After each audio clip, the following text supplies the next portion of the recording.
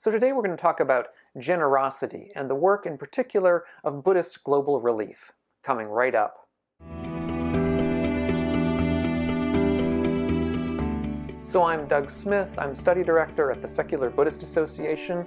That's secularbuddhism.org. If you're new to the channel and interested in living a wiser and a kinder and a less stress-filled life, consider subscribing. So we're coming to the end of the year now, and while that doesn't really matter, it tends to be a time when we take stock of what's just happened. I also say it doesn't really matter because, this video will be up for a while, and I'm sure many of you aren't watching this at the end of a year. And again, it doesn't matter. At any time, we can take stock of where we are and where we've been, and consider how we can best be generous to people around us. And one way we can be generous is, of course, by donating time or money to organizations that do things that are good in the world.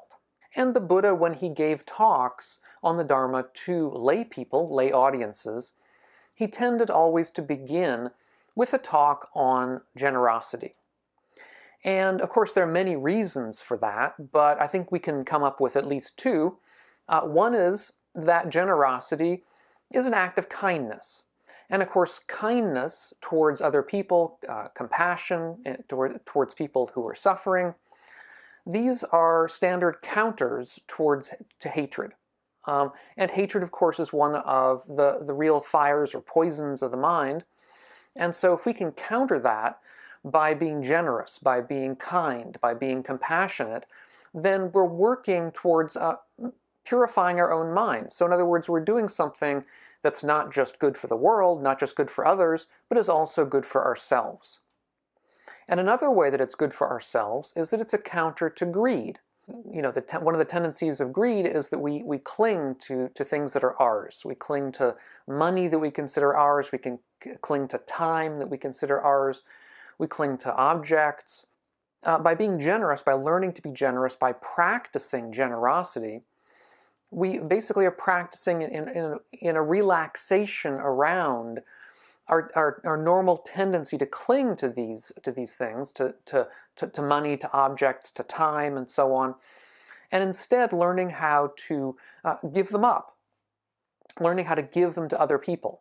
So in fact, a bedrock practice of generosity is just a perfect way to start any general path of practice, because it is such an effective way of countering two of the three major problems that we have in our lives, that is, hatred and greed. But once we've decided to be generous, of course the question then arises, to whom should we give? And this is a question that many of us have dealt with, that in fact the Buddha does deal with from time to time in the original texts. But one place that we can give, which is at least of interest to people on a Buddhist path, is an organization called Buddhist Global Relief. And Buddhist Global Relief was started, it started basically with an essay back in 2007 by Bhikkhu Bodhi, who many of you will know as a very eminent Theravada monastic, also perhaps the leading translator of the early Buddhist texts into English. He's got translations of most of them, as well as translations of some of their commentaries and so on. So he's a very, very central figure within Buddhism's introduction to the West in the last, say, 20, 30, 40 years or so. And Bhikkhu Bodhi wrote an essay basically talking about how he felt that Buddhism in the West, and in particular in the United States, had become perhaps too inward focused, with too much of an emphasis upon the way that the practices impact ourselves, our psychology, our daily lives, but not enough focus on the external world, on the way that Buddhist practices can be used to actually make the world a better place. And as I recall, he actually compares Buddhism to certain aspects of Christianity in this regard. Now, there have been some positives and negatives with Christian charity work, some negatives that we'll get to in a moment, but in general, the outlook towards charity, towards being charitable, towards helping people in need, towards compassion, should be a central part of all of our lives. It should be a central part of all of our practice, no matter what religion we're from or no matter whether we have no religion. Because charity and compassion are what make the world a better place and make the world a better place for all of us. And based on that and that article back in 2007, Buddhist Global Relief was founded. And Buddhist Global Relief has a small number of related areas that they tackle with the money that they raise.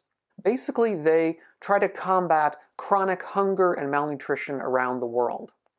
That is to say, they don't so much deal with, let's say, emergency relief, but rather with the root causes of hunger and malnutrition around the world, which, of course, takes so many lives every year, both by people starving outright and, of course, by related illnesses and diseases that come up when people are malnourished. And to that end, Buddhist Global Relief also works towards areas of social justice, which we'll get to in a moment, in ways that, of course, the social injustices that tend to exacerbate problems of hunger and malnutrition. And so by bolstering certain aspects of society in ways that make it more just also helps to alleviate hunger and malnutrition around the world. And also they try to work towards ecological sustainability because of course, insofar as any response that one has to these problems is not itself ecologically sustainable, it's not the kind of thing that we can count on in the long term. So perhaps the central way that Buddhist Global Relief works towards issues of social justice that are related to food and malnutrition is by supporting the education of girls and women and by helping them to attain jobs, working standards that are both ethical and sustainable as well. By helping to educate women and girls and get them into jobs that are worthy jobs that can actually sustain them over the long term, that actually helps entire families to be able to afford food, to be able to eat well, and to have to reduce, let's say, the number of children that are born who are not able to be sustained by the particular family or culture or group that they're in because the food isn't available. And by educating women and girls, that helps all of these efforts. And in order to do this, Buddhist Global Relief partners basically with a very wide range of organizations around the world that work on these kinds of problems in their local area. Because, of course, Buddhist Global Relief is sort of an umbrella organization, a very small at this point, where we are right now, small umbrella organization, and so doesn't have the funding or the infrastructure to deal with these problems on their own. I think they may take on a few small cases on their own, but in general, what they want to do at this point anyway, is to partner with local organizations that have the know-how to actually get jobs done locally within their communities. Initially they were tending to focus on Southeast Asia, and they still have a focus on Southeast Asia, countries within Southeast Asia with these kinds of problems. But at this point, if you look at their website, and I'll link to it down below, I believe it's buddhistglobalrelief.org. But if you look at their website, they list the organizations that they support around the world, and you'll see some in the Americas, some in Asia, some in Africa. Basically, they're worldwide. Wherever you have problems of malnutrition, they will be at least theoretically attempting to partner with organizations locally to try to alleviate those problems in structural ways that can have long-term kinds of solutions. So I mentioned some concerns with Christian relief organizations or aid organizations. And these are concerns that I have and many of us have about religious relief or aid organizations generally. And these are in, I would say, two major categories. The first of these is exclusivity. And this is the problem that sometimes Christian or religious relief organizations tend to be exclusive towards people of their particular belief system. So let's say Christian relief organizations will target Christians. They will help, aid, they'll have compassion towards Christians in need and try to support them as best they can. These kinds of efforts do make real benefit, do have real benefits, and this should not be overlooked. but they are limiting in the sense that they limit the scope of the aid towards people of a particular kind of religious orientation. And to that end, they're less than perfect. One of the things about one of the aspects of loving kindness, of metta, that we will know if we've seen some of my past videos or read anything from the early tradition, is that loving kindness is the kind of attitude, mental attitude, that should be boundless, where we extend it towards all corners of reality, really, of the world. And we don't sort of bound it towards people we don't like, bound it around people from other religions, other belief systems, because that's less than what we really can achieve.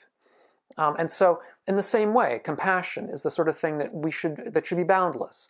So our compassion towards those in need should not be bounded by, again, by belief systems or other things. And so, insofar as we can have an aid organization, a relief organization that works in a way that's unbounded, I think it's to the benefit of all. And of course, having an unbounded kind of compassion is perfectly compatible with targeting that compassion, or those compassionate ends, towards those who are most in need, or who we can affect the most. I think that's just simply correct reason being used. We literally don't have the funds or ability to help everybody. So what we try to do, I think, if we're being compassionate and reasonable, is to target towards those aspects of society that we can be most helpful with and that can have the most benefit. And that is one of the reasons why Buddhist Global Relief tends to focus more in general on girls and women, because they are the most in need within their societies, and also through them we can have the most impact in the broader scale. And so Buddhist Global Relief is in fact non-exclusive in the sense that I'm talking about. They don't only give money or give aid to Buddhists. Far from it. In fact, as I recall, some of the aid organizations that they actually donate to, in other words, that they give to in the local communities, are Christian aid organizations that aren't even run by people who are Buddhists, but who Buddhist Global Relief feels are the best capable and best able to do the work that needs doing. Now, the second concern we may have with some religious relief organizations is proselytization. And this is essentially a kind of quid pro quo that some aid organizations or relief organizations have. That is, that they'll donate, they'll give funds to people in need, but only on the understanding that those people in need will then attend some kind of proselytization. And I think, again, we can see that while the aid may also be of real benefit, so we can't overlook that, and we shouldn't overlook that, nevertheless, it's less than optimal in the sense that we're having a quid pro quo going along with the aid. We are getting material across which may not be welcome to the people who we're talking to. They may be people from other religions who really would feel particularly uncomfortable about that, or may even be dissuaded from accepting the aid because they don't feel that they can accept that kind of proselytization. And of course, to those of us with a more secular orientation, we simply may think the proselytization is at the very least in bad taste, and the sort of thing that, look, if people want to know about some particular religion, they can find it out on their own. And the best way that we can get across the benefits of a particular orientation, religious or otherwise, is simply through good action, and not through trying to browbeat somebody into agreeing with us. And once again here, Buddhist Global Relief does not proselytize. From their about page that they have on their website, they say, Buddhist Global Relief does not proselytize. Our guiding purpose is to provide aid, not to convert others to Buddhism. Buddhist Global Relief respects the religious beliefs and practices of the people it serves, and seeks to work in harmony with those of all faiths to alleviate the plight of the poor. And in fact, there is a secular relief organization called the Foundation Beyond Belief, which does similar kinds of work to Buddhist Global Relief, and including donating some funds, or at least highlighting the work of religious organizations that they feel are pursuing the right kind of attitude. And the Foundation Beyond Belief has actually awarded Buddhist Global Relief on several occasions. It's what I believe is called the featured beneficiary status of a religious aid organization that is working without favor, without proselytization, without favor to the communities that it helps. So all of this is to say that whether you are a traditional Buddhist in your belief system, or whether you are more secular in your belief system, Buddhist Global Relief is an organization I think is worthy of at least you're taking a look. And I should say, this is not in any way supported by their organization, my channel, or any of what I'm saying here. Simply, I like what they do. I find it useful, and I think it's of great benefit. And so I think it's a sort of thing that you all should know about. And Buddhist Global Relief, just so you know, they support what's called Walks to Feed the Hungry every year. They're generally in the late summer through the fall. I believe by now they'll probably be over for this year, but nevertheless, these are just simply fundraisers. And so you can donate any time, which serves the same purpose. So consider charity like this as part of your practice. Consider generosity as part of your practice. And whether you donate to Buddhist Global Relief or to some other organization, perhaps one of the organizations that Buddhist Global Relief itself helps fund, or some other place that you feel is equally or more beneficial, wherever it is doesn't really matter. There also are online websites such as Charity Navigator, and I think some other ones that will give ratings to charities around the world, trying to see whether, how effective they are and how efficient they are at helping the people that they claim to help. I think that's very useful to look at. Buddhist Global Relief is relatively small on these scales, so doesn't tend to have a whole lot of information there. But in any event, however you do it, I think it's beneficial that you consider it part of your practice. And so to that end, I'd be interested to know what charities you think are worthwhile, and put them down below in the comments and questions. How do you feel that the generosity is useful in your own practice, in your own life?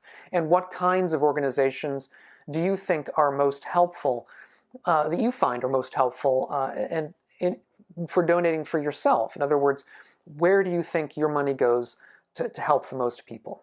And if you're interested in joining and helping out on the work I do on this channel, check out my Patreon page. It's linked down below. Thanks so much to all of my patrons. It makes so much of a difference to me to have your help along this path that we are all taking together. If you have other questions and comments, please also put them down below. I always love reading them. I think everyone else does. Thanks to my subscribers, all of my subscribers. It's so great to have us all together because it makes this a real community, a real sangha. So I hope we'll catch you on the next one of these videos. And meanwhile, do all of you be well.